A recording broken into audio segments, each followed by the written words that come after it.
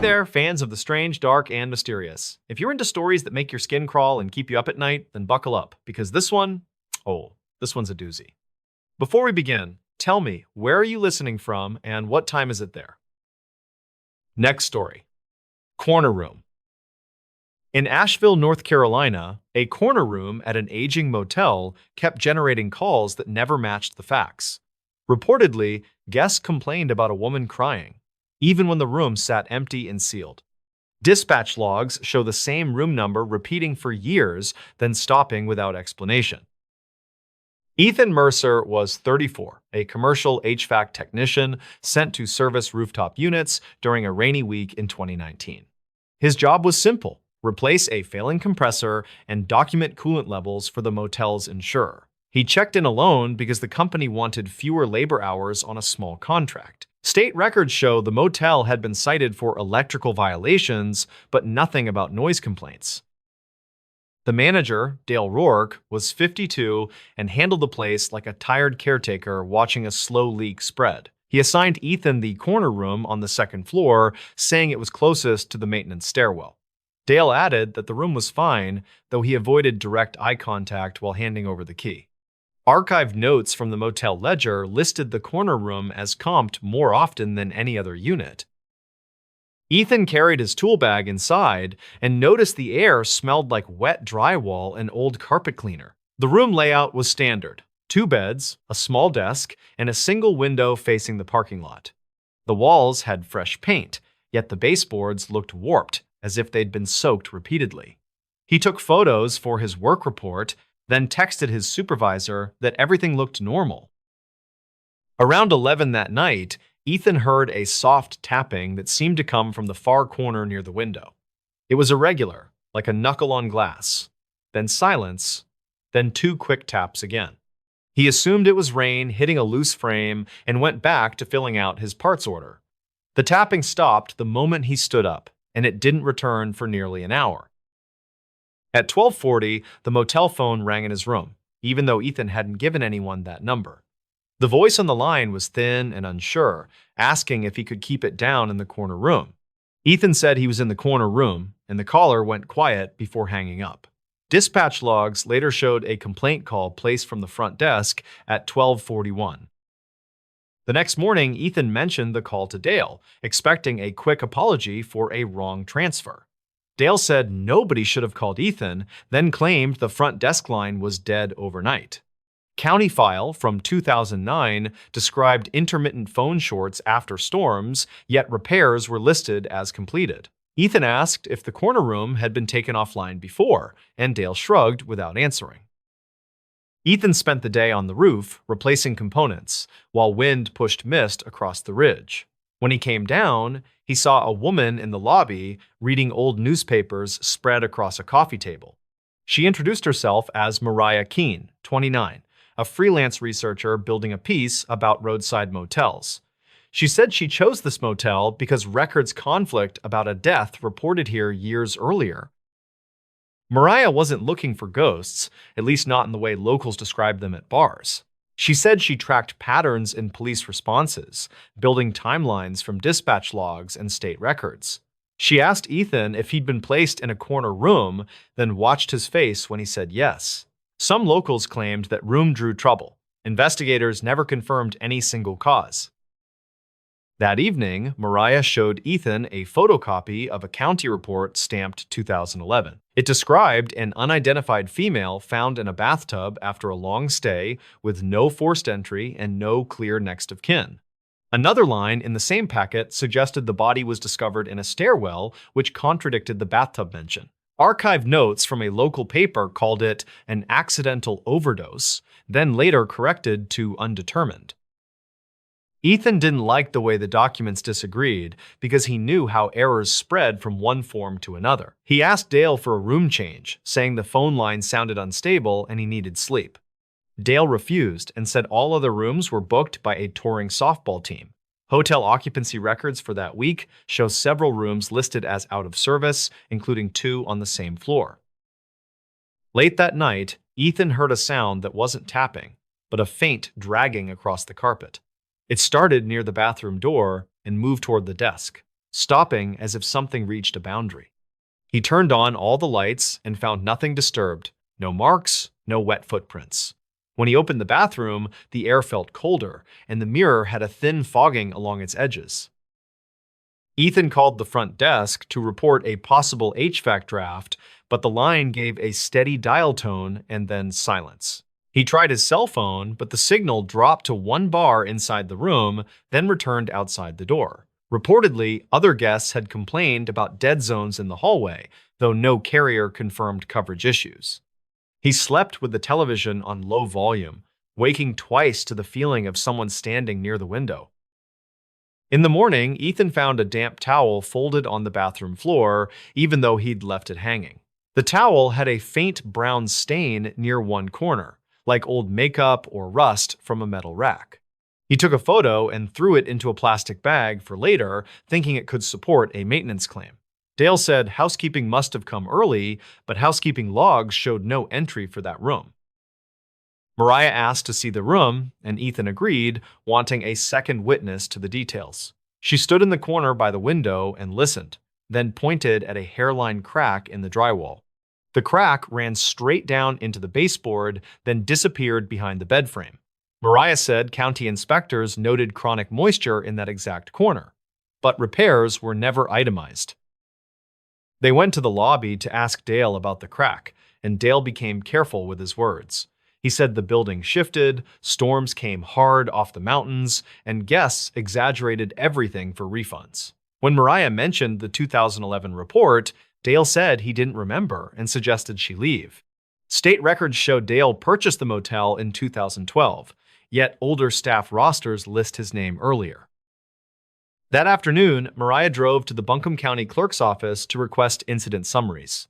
She returned with a thin folder and said the most interesting part wasn't the death, it was the repeat calls. Dispatch logs listed the same room number for noise, welfare checks, and hang-ups over several years.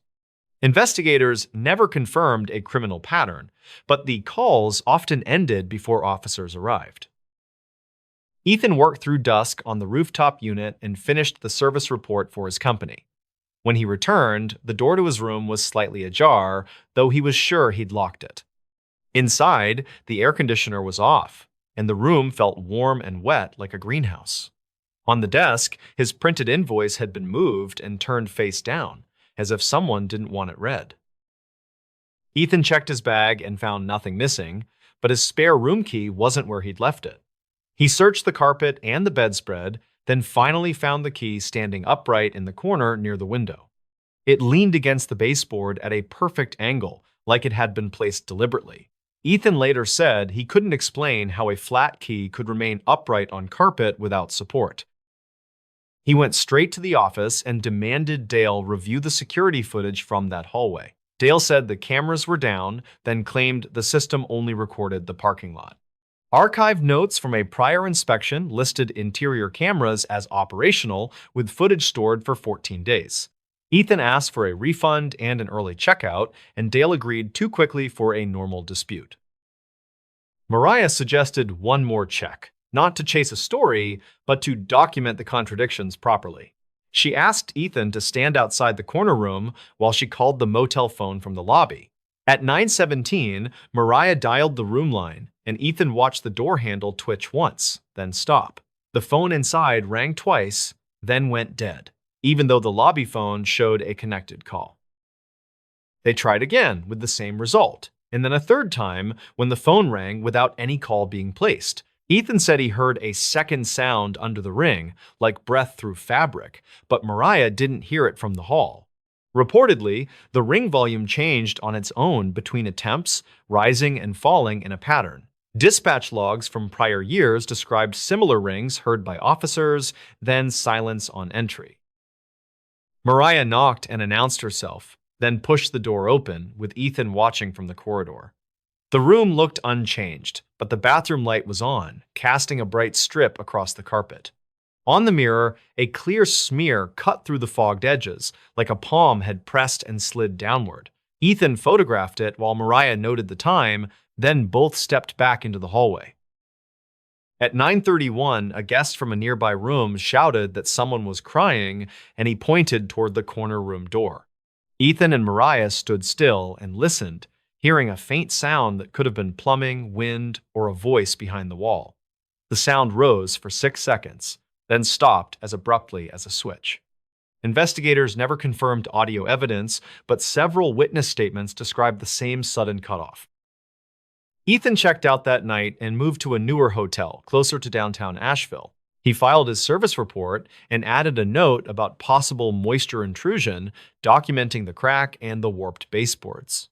2 weeks later, his supervisor said the motel called to dispute the invoice, claiming Ethan never completed the work. Company GPS logs placed his truck on site for 3 full days, and the new compressor serial number matched the purchase order. Mariah submitted a public records request for the motel's past police responses and received a partial denial. The county said some files were lost during a system migration and other records were sealed for privacy. One surviving memo referenced a welfare check in the corner room, yet listed the responding officer as out of state.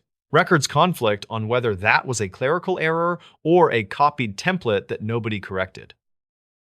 In late 2019, the motel briefly closed for renovations, then reopened with new carpet and a repainted exterior. Online reviews mention the corner room less often, but a few posts still describe strange calls from the front desk at night.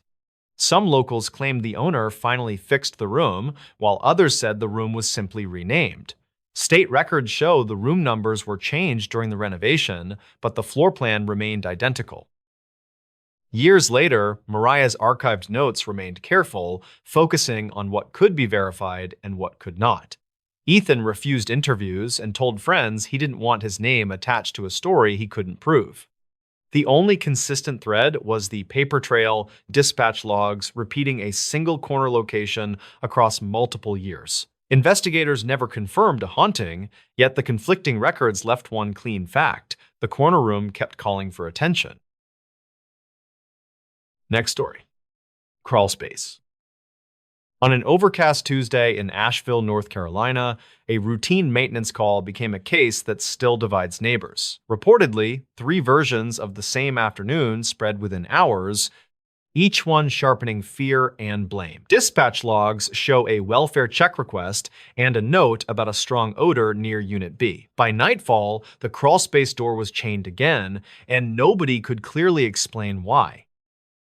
Ethan Cole was 29, an HVAC technician, and he drove to the Alder Ridge duplex to inspect a failing heat pump. Mara Jensen was 34, the property manager, and she met him with a clipboard and a tired smile. She said the tenant had not answered calls for 6 days, and rent was late for the first time. State records listed the tenant as Darren Pike, 42, a line cook downtown, but his phone number was disconnected. Ethan expected a bad compressor and stale filters, not a building that felt guarded and quiet.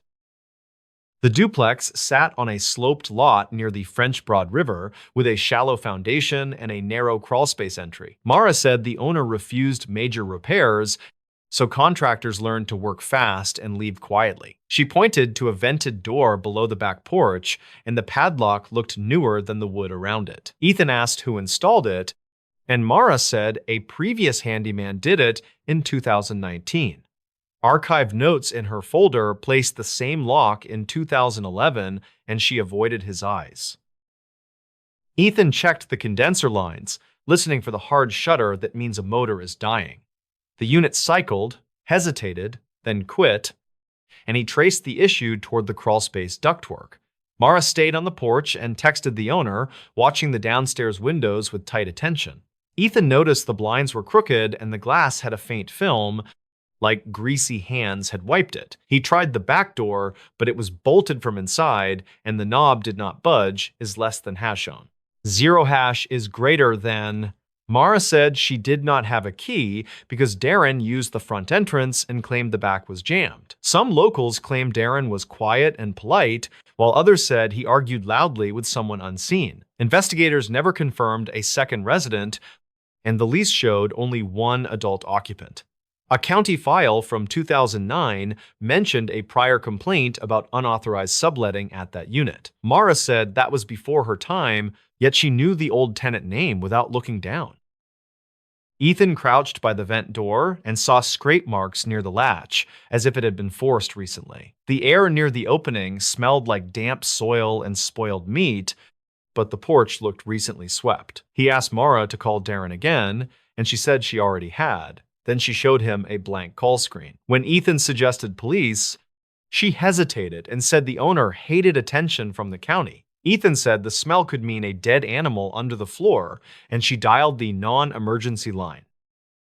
According to dispatch logs, the call came in at 3:18 p.m., and the stated concern was a possible medical issue. Ethan and Mara waited in the driveway while a neighbor watched from behind a curtain across the lot. The neighbor later said she heard scratching under the floor for hours the night before, like nails on plastic. She also said she saw a man crawl out from the porch area at dawn, then vanish behind the hedges. Investigators never confirmed that sighting, and later photos showed no clear footprints in the wet mulch. Deputy Luis Ramirez was 41, a Buncombe County deputy, and he arrived alone with a flashlight and a calm voice. He asked for identification, then walked the property line as if mapping angles and exits with his eyes. Mara repeated the missing tenant story, and Ethan described the odor and the locked vent door. Ramirez tried the front door, found it unlocked, and entered after calling out for Darren. The living room looked ordinary, yet the air felt thick and sweet, like rotting fruit mixed with wet wood is less than hashone. 0 hash is greater than. Ramirez photographed the kitchen, then noted a pile of unopened mail on the counter, including a final notice. State records showed Darren employed that week, but the restaurant manager later denied it and cited another hire date. Records conflict on that point, and archived notes from the restaurant were reportedly missing. For 2019, Ramirez found the bedroom maid with no suitcase, no dirty laundry, and a faint dent in the carpet near the closet. He also saw a small smear on the baseboard, dark and tacky, that did not match spilled food. Mara insisted the unit had been cleaned 10 days earlier, and she blamed the smear on a leaking pipe. Ethan followed Ramirez into the hallway and noticed the floorboards creaked in one specific line near the bathroom. Ramirez knelt and pressed his palm flat. Then he looked up at Ethan without speaking. A slow draft rose through a seam in the boards, carrying the meat odor stronger and warmer. Ramirez asked where the crawlspace access was, and Mara pointed to the porch as if she wished it were elsewhere. Outside, Ramirez inspected the padlock and asked who owned the chain, and Mara said it came with the property. Ethan noticed the chain links had bright scratches, like metal rubbed against metal very recently. Ramirez cut the lock with bolt cutters, then pulled the door open and aimed his flashlight downward. The beam caught fiberglass insulation and damp plastic sheeting, then it landed on something pale and curved near a joist. Ethan thought it was a pipe elbow, until it shifted slightly and slid back into the dark is less than hashone. 0 hash is greater than. Ramirez ordered them back. Then he slid into the crawlspace on his stomach, moving carefully over the plastic. Ethan stayed at the doorway, holding the flashlight steady, while Mara hovered behind him, silent and rigid. The space was low, maybe 3 feet, with bricks, duck trunks, and joists that swallowed sound. Ramirez paused and said he heard breathing. Then he asked if anyone else was on the property right now. Mara said no, but her voice cracked, and Ethan saw her grip the porch rail hard enough to whiten. Seconds later, Ramirez backed out fast, and his expression changed from neutral to focused fear. He said there was someone under there alive, and he did not know whether the person had a weapon. Dispatch logs show he requested backup and medical, but the call notes do not describe a suspect or threat. Ethan asked what he saw, and Ramirez said only that it looked like a person wrapped in insulation. Mara whispered that it had to be Darren, then corrected herself and said it could be a squatter.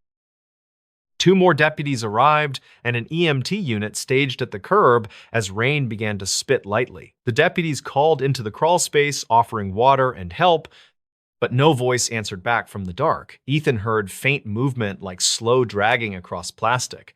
then a short tap that could have been bone on wood. One deputy crawled in with a body camera, and state records later show that footage was never logged into evidence. The county file from 2009 included a note about missing property videos after a prior complaint.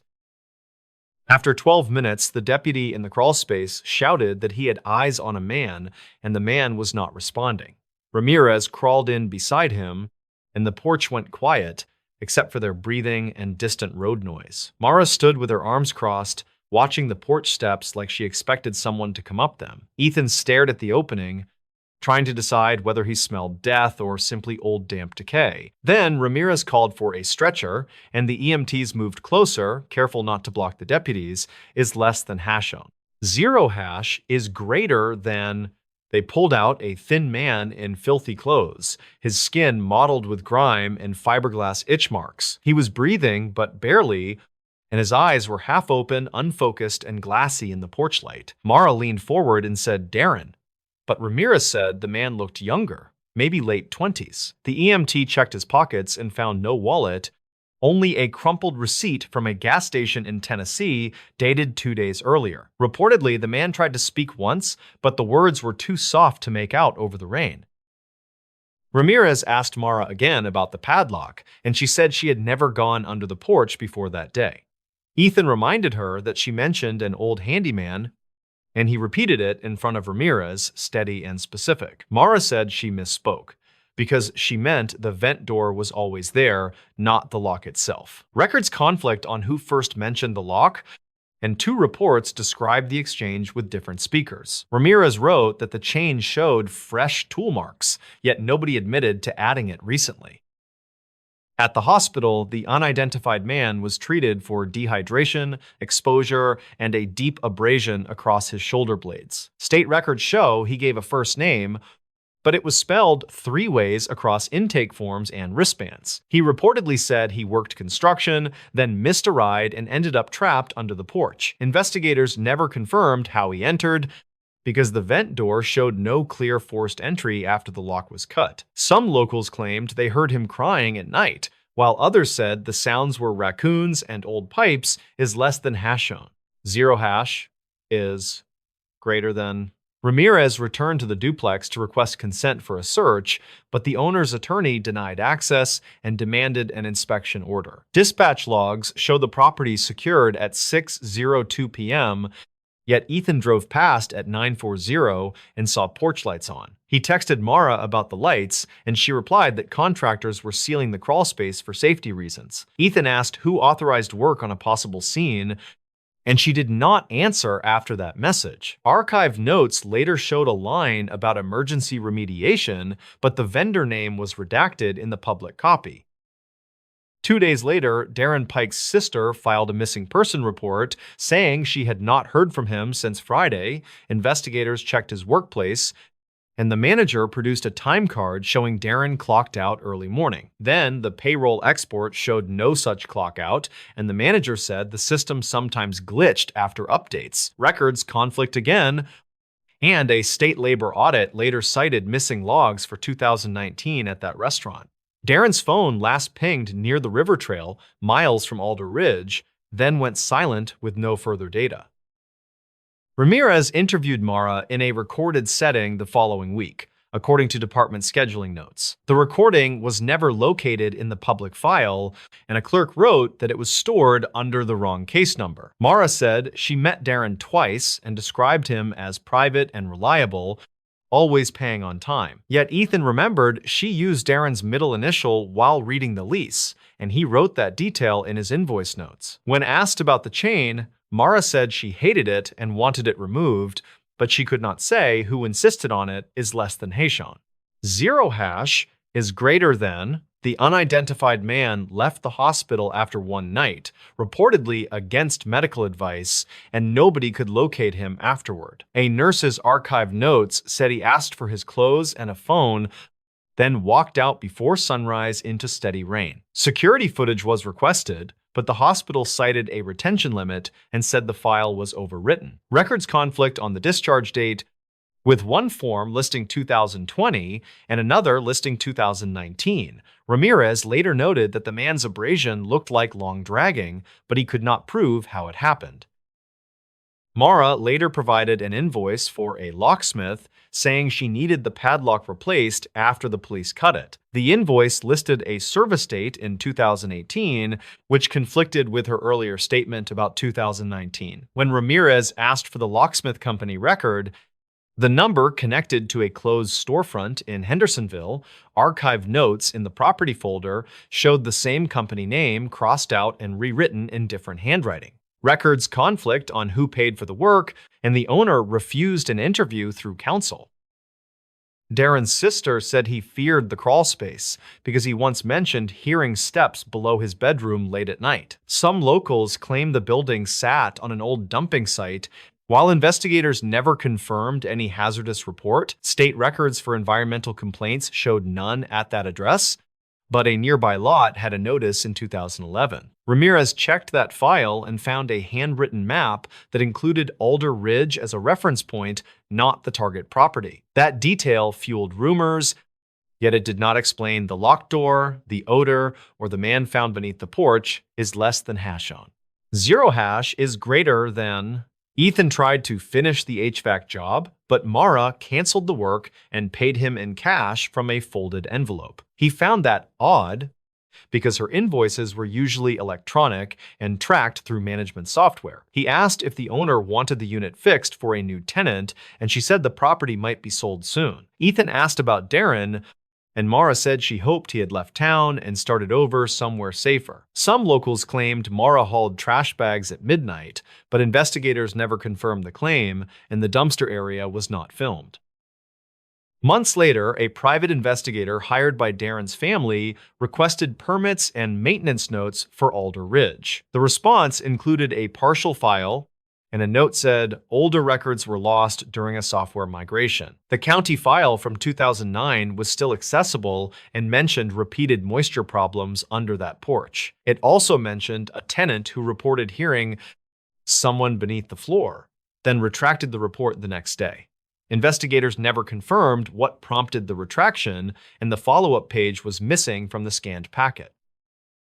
In late fall, workers replaced the porch boards, and neighbors reported the smell returned briefly during demolition. A contractor later said reportedly that they found animal bones and old clothing in the crawl space, but he refused photos. State records show no animal control report filed, and no evidence inventory mentions clothing recovered from that property. Ramirez requested another search order, but a judge denied it due to unclear chain of custody and limited probable cause. Records conflict on whether the crawl space was entered again because the sale documents list it as inspected and sealed. Darren Pike was never located, and his case remained open in county databases with periodic updates and no resolution. Mara kept managing properties, and the Alder Ridge duplex was sold to an out-of-state investor. In 2021, Ethan switched jobs and avoided that part of Asheville, yet he kept his original invoice copy in a drawer. Ramirez said he still wondered why a padlock belonged on a crawl space at all, and why the story kept changing. He did not claim anything supernatural, but he admitted the evidence felt incomplete and the records never lined up, even years afterward in reviews quietly. Next story. The doll. In late October, a county employee opened a sealed evidence crate and found a child's doll that was never logged. Claire Benson was 31, a county records archivist in Binghamton, New York, assigned to digitize retired evidence inventories. She arrived with Jonah Price, 34, an evidence technician, because the storage annex had recent break-ins. Their goal was simple: create a clean list and move low-priority items to a new shelf row. The annex smelled like wet cardboard and disinfectant, and the overhead lights clicked on with a delay. In the back corner, they found a crate stamped with a faded case number and an intake year written as 2009. The crate's tag reportedly matched a missing child investigation, but state records listed no physical evidence under that number. Claire checked archive notes from the county clerk, and the handwriting referenced a doll recovered near a creek. Jonah pulled dispatch logs from a shared drive, and the call summary mentioned a search party and a found item bagged. Still, the official evidence ledger showed nothing except a line that read "removed for review in 2011. When Claire asked who reviewed it, the answer depended on which copy of the ledger she opened. Inside the crate sat a cloth doll with yarn hair and a cracked plastic face, dressed in a homemade blue smock. There was no name tag, no evidence seal, and no chain of custody card taped to the lid. Jonah photographed it, and his camera timestamp later conflicted with the annex clock by nearly 20 minutes. Claire noticed the doll's hands were stained, like rust or dried clay, but the fabric looked recently washed. A note card was tucked under the doll, and it listed only one word: Lila. Claire searched the county file from 2009 and found a child named Lila Garner reported missing near a riverside park. The case narrative said Lila was 6, last seen after a fall festival, and her mother worked nights at a nursing home. Witness statements conflicted about clothing color, and one account claimed Lila carried a doll that looked similar. Investigators never confirmed the doll's origin because the recovery site was trampled by volunteers before tape went up. Some locals claimed the doll belonged to a different child, and that rumor never fully died. Jonah checked the annex's access logs, and there was no sign anyone opened that crate in years. Yet the crate screws were bright, and the wood around them showed fresh bite marks from a drill. Claire asked maintenance for work orders, and none listed that corner of the room. The annex supervisor insisted the crate was moved during a mold cleanup in 2019, but the cleanup report named a different aisle. Dispatch logs from the cleanup week showed an alarm call, and the responding deputy wrote that all doors were secure. That note did not explain the new screws, and it did not explain the doll's clean fabric. They carried the doll to a metal table, and Jonah placed it beside evidence bags for photographing. Claire stepped away to scan a folder, and Jonah turned to connect his camera to a laptop. When he looked back, the doll was sitting upright, even though he left it on its back. He did not claim it moved by itself, and he later said the table vibrated from a passing truck. Still, the laptop file shows a photo taken seconds earlier, and the doll appears on its back. A second photo taken right after shows it upright, and there is no hand in frame. Claire wrote a short incident note for internal tracking, careful to avoid dramatic language that could trigger unnecessary complaints. She also emailed her director, attaching photos and the crate tag, asking for guidance on chain of custody repair. The director replied with a single question: "Where exactly did you find that?" Claire answered, and then the director asked her to stop work and lock the annex until morning.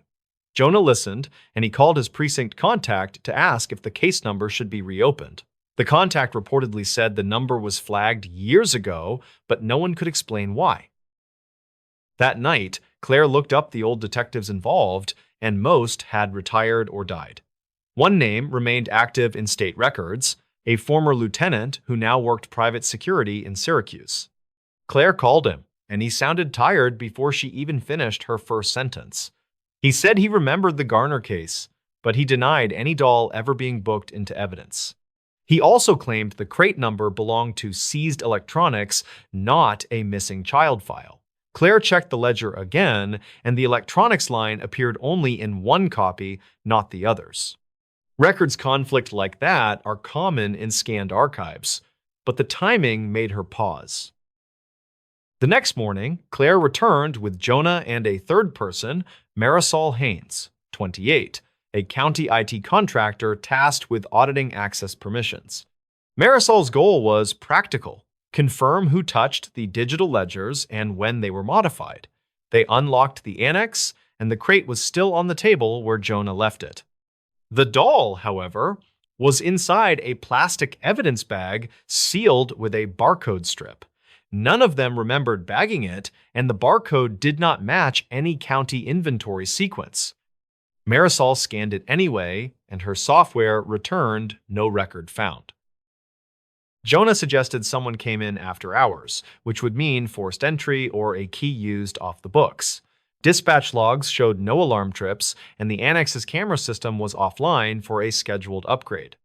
Marisol checked the upgrade ticket, and the time window was changed twice by an unknown admin account. That account name did not exist in state records, and it did not appear in the county staff directory. Claire tried to treat it as a clerical error, but the new bag looked factory fresh. Even the bag's adhesive seam smelled like recent plastic, not dust and age. They moved the doll and crate into a secured room at the main county building, and Jonah signed a temporary custody form. Claire placed copies of her notes in a shared folder, and she printed a paper backup for the file cabinet. 2 hours later, the shared folder vanished, and the paper backup was missing from the cabinet. Marisol pulled audit trails, and the deletion came from Claire's own login. Claire was at lunch when it happened, and her phone location later placed her across town. Marisol told her the system can be spoofed, but she also said this looked deliberate. Claire asked for older backups, and Marisol recovered a partial archive that included a memo dated 2011. The memo said the Garner file was reviewed for transfer and the doll was removed for lab consultation. There was no lab name and no receipt, only a signature that looked like the retired lieutenant's initials. Claire compared the initials to payroll signatures found in state records, and they did not match. Jonah called the state lab, and the receptionist said no such consult existed under that case number. Investigators never confirmed where the doll went because the paper trail stopped in mid-sentence.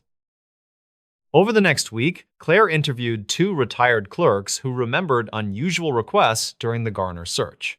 One clerk said a man in plain clothes demanded access to evidence shelves, claiming he had federal clearance. Another clerk said the same man returned a day later and she heard him arguing about a doll. These accounts reportedly were never written down because supervisors told staff not to create new paper. Claire found no federal badge record tied to the described name, but the description matched a local deputy who later resigned. Records conflict again, and the people remembering were speaking after many years. Still, both clerks independently mentioned the word Lila.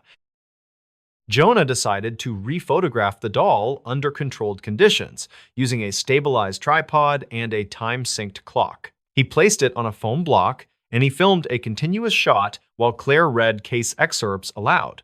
The film showed nothing moving, but it captured faint tapping sounds at irregular intervals. Jonah said it could be the HVAC duct settling, and the building is old enough for that.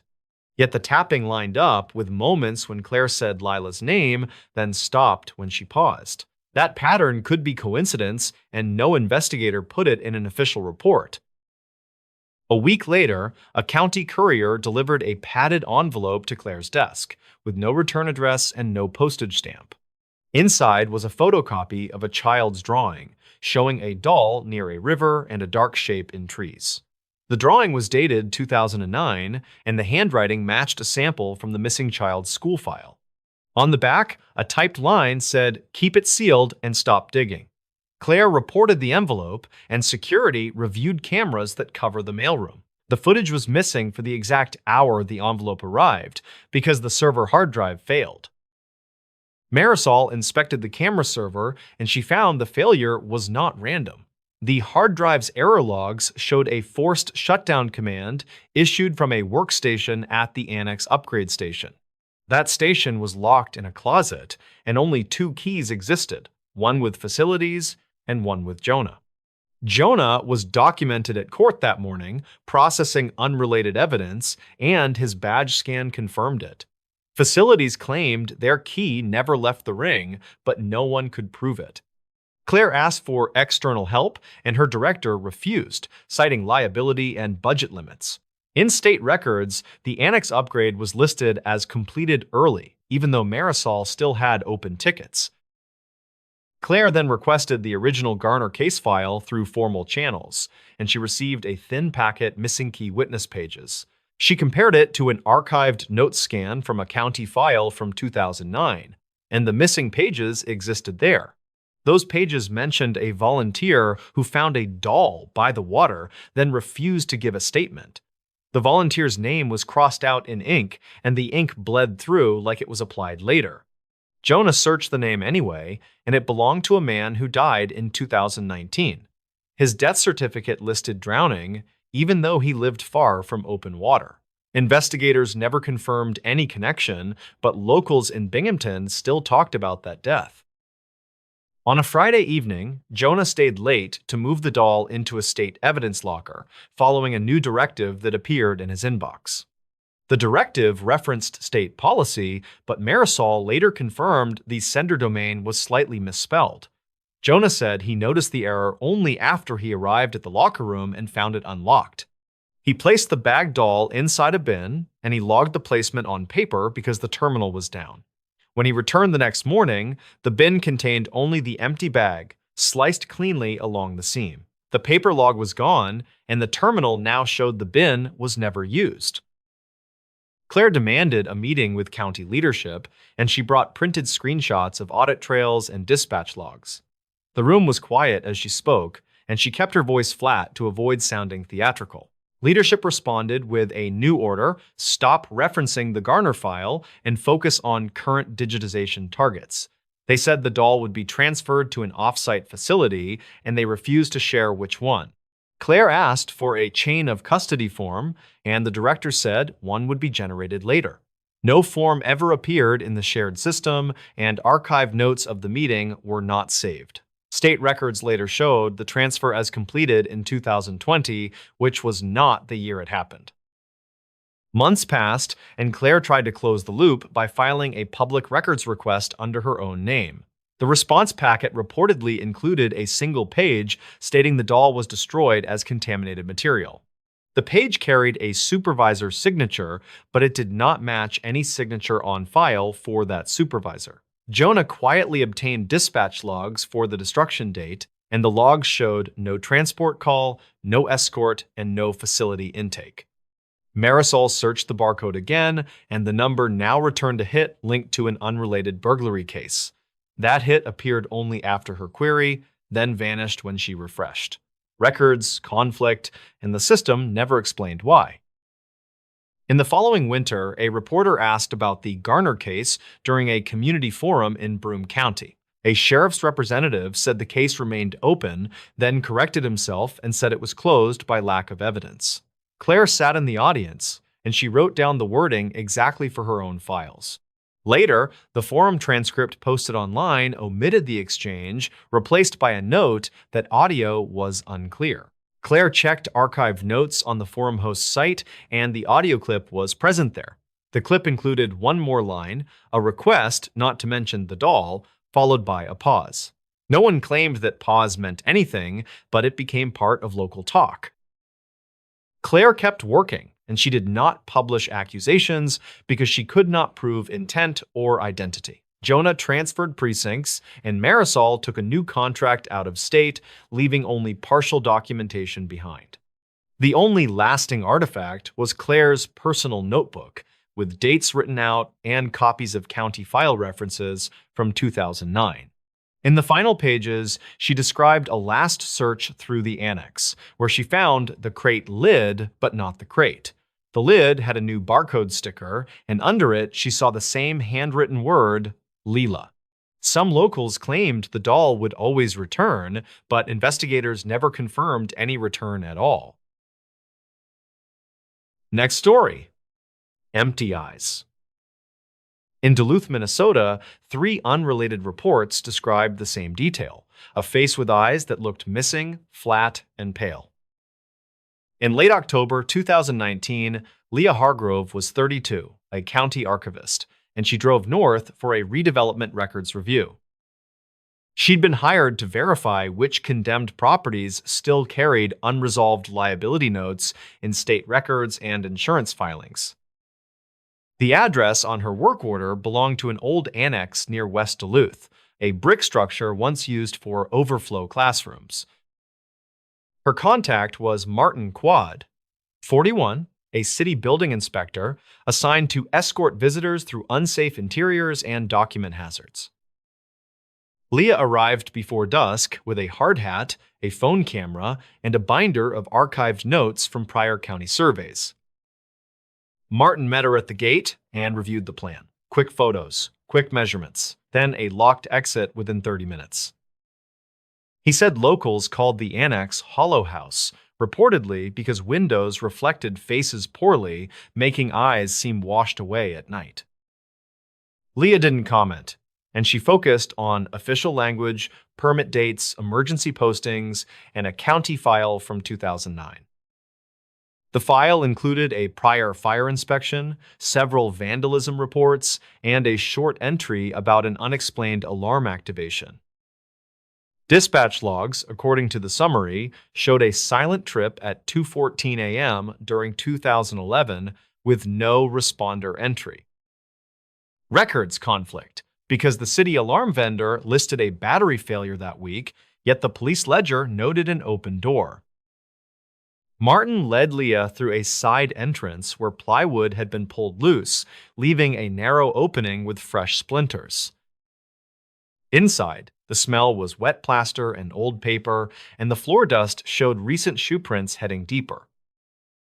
Martin said those prints weren't there during his last check, and he radioed the office, receiving no reply.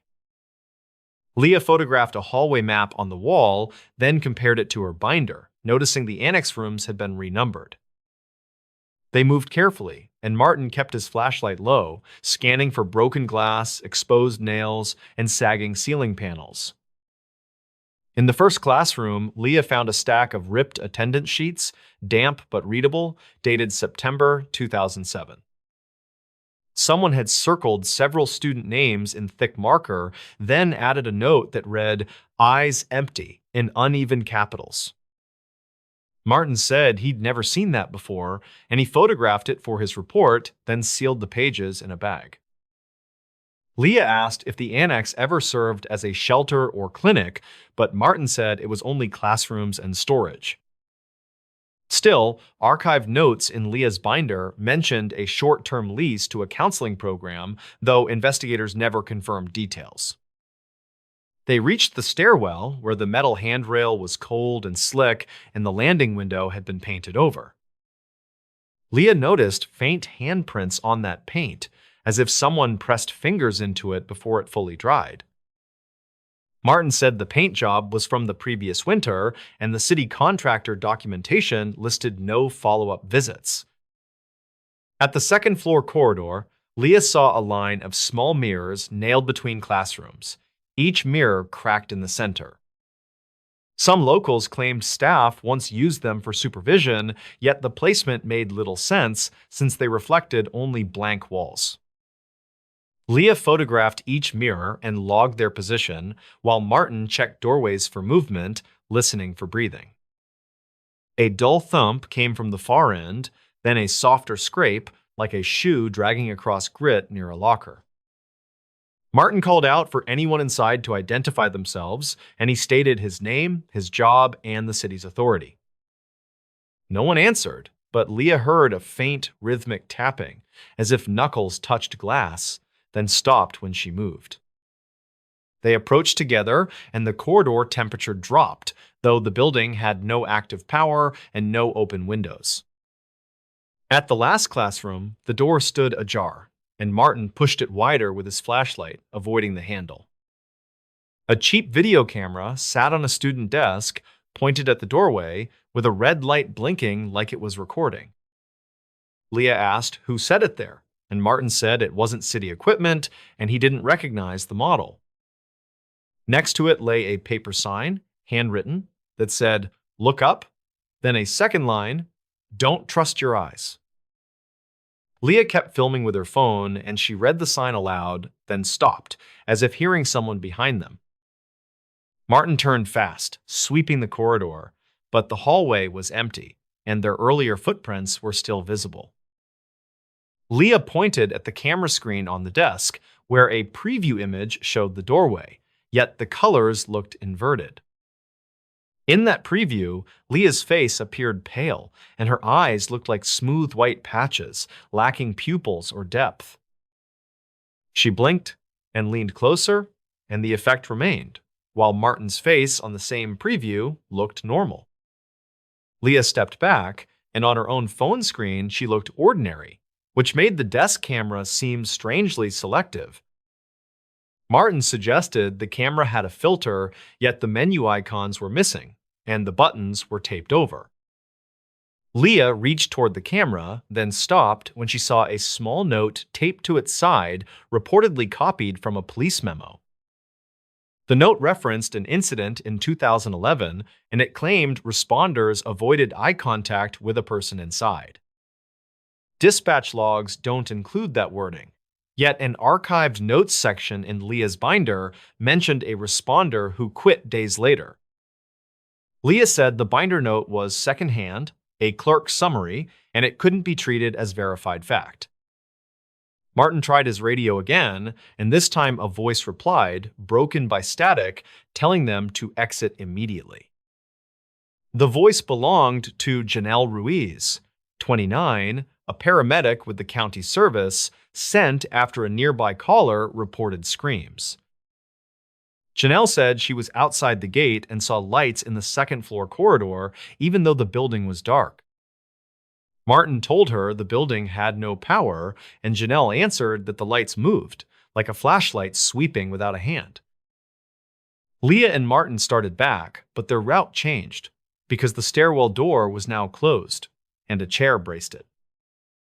Neither of them had placed the chair, and the floor dust around it showed fresh drag marks leading toward the corridor. Martin tried forcing the door, then stopped when he heard tapping again, closer, and matched to his breathing pace. Leah backed away, and she noticed a new shape in the dust, a barefoot print, narrow, child-sized, crossing their path. State records listed no children present and no recent trespass arrests, but some locals claimed teens dared each other inside.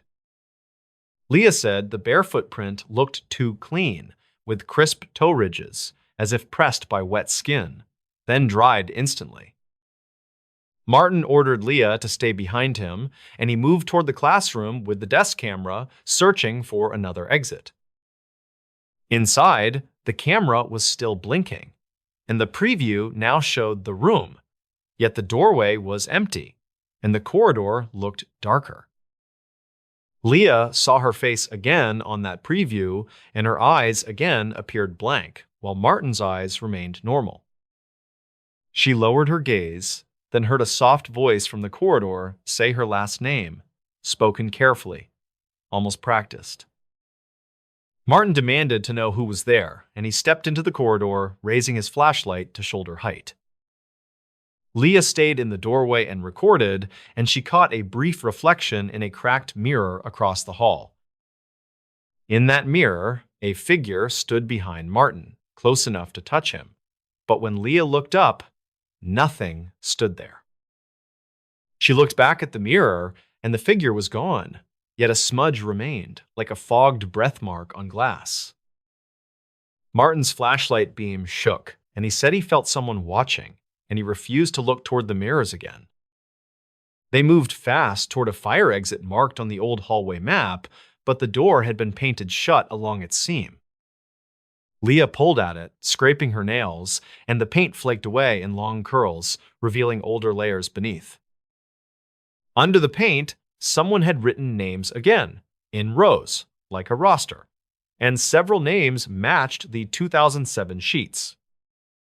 At the bottom, a final line read, "Eyes empty," and below it, "Watch them look," in smaller letters. Martin used his tool to pry the door, and it opened with a pop, and cold air rushed in from outside.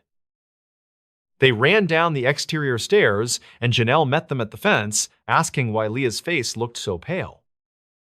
Leah asked what she meant, and Janelle said, "Your eyes. They look wrong. Like you're staring through me without eyes." Leah turned her phone camera to selfie mode, and she looked normal, which made Janelle's comment feel detached from evidence. Janelle later wrote in her report that Leah avoided eye contact, though Leah and Martin both disputed that description. Records conflict again because Janelle's body camera shows Leah speaking steadily, yet the image briefly glitches when Leah looks up. That glitch appears as a white smear where Leah's eyes should be, lasting less than 1 second, then clearing. Investigators never confirmed whether the smear was compression error, moisture on the lens, or a lighting artifact. In the following week, Leah requested additional documents from the county archive, focusing on the annex lease and counseling program. A county file from 2009 included a complaint about staff photographing students, but the complaint had no conclusion. Archive notes referenced a private contractor who installed cameras for behavior monitoring, reportedly to track eye contact during sessions. State records list that contractor as dissolved in 2012, and their storage unit contents were auctioned with no inventory. Leah also found a dispatch logs addendum where a caller described a person standing in a window with no visible eyes. The addendum date was 2011, but the handwriting looked newer and the file stamp didn't match the other pages. Leah asked the clerk about it, and the clerk said records were recopied after a water leak and some stamps changed.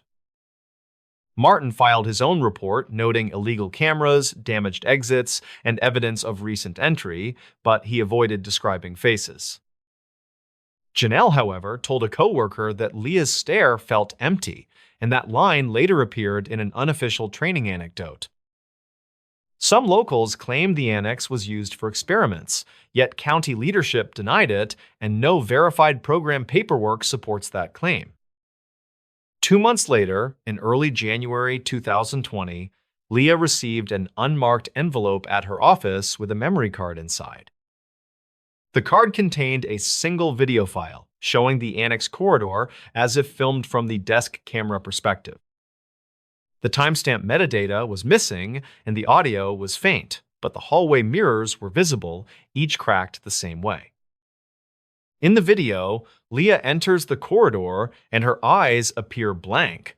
Then she looks toward the mirror and the image distorts.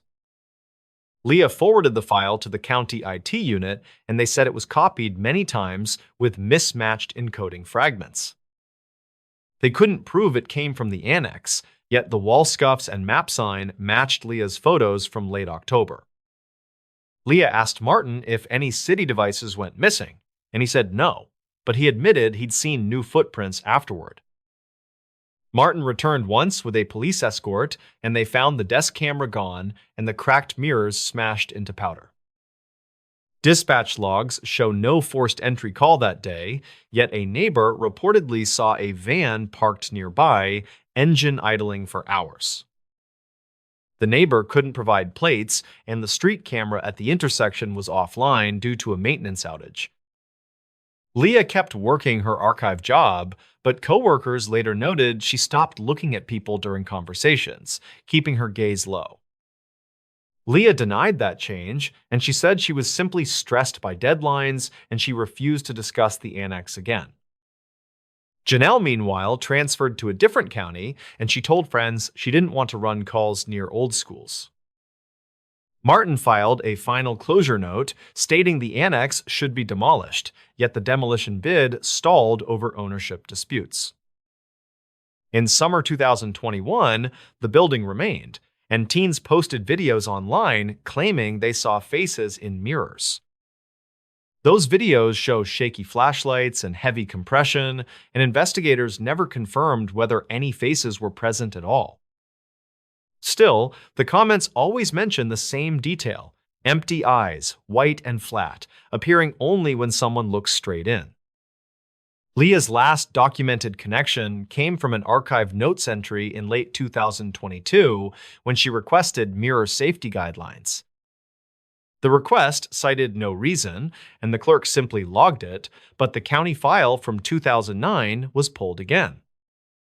Records conflict on who accessed it afterward, because the sign-out sheet lists Leah, yet a later scan shows Martin's badge number. No one ever reconciled that discrepancy, and the annex remains a quiet line item waiting for paperwork to catch up.